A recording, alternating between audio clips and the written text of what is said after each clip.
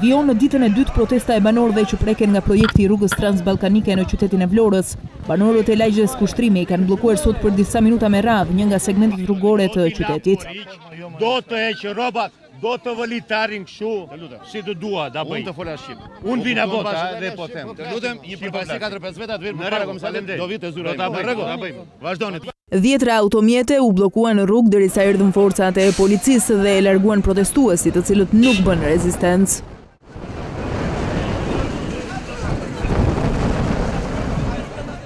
Më herët banorët e lagjes kushtrimi u takuan me deputetin e Lëvizjes Socialiste për Integrim Shkëlqim Selami. Ai garantoi se problemin e shpronësimit do ta zgjidhë pushteti qendror. Kryesorja është kjo.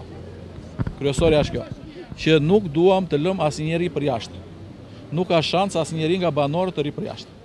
Do gjejmë një zgjidhje. Tani qytetarëve u thash që përfaqësia e tyre do më sjelli me pika sot kërkesat e tyre.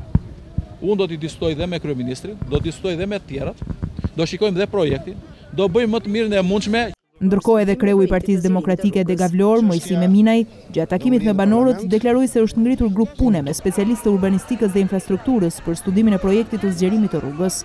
Çështja do ngrihet në parlament, ku do diskutohet dhe do të ngrihet çështja rivendosjes ose zhvendosjes së projektit aktual të rrugës, pa prekur banesat aktuale të qytetarëve që kanë ndërtuar ato me gjak. Janë gjithsej 130 banesa që preken nga projekti i rrugës që lidh transballkaniken me autostradën Levan-Vlorë.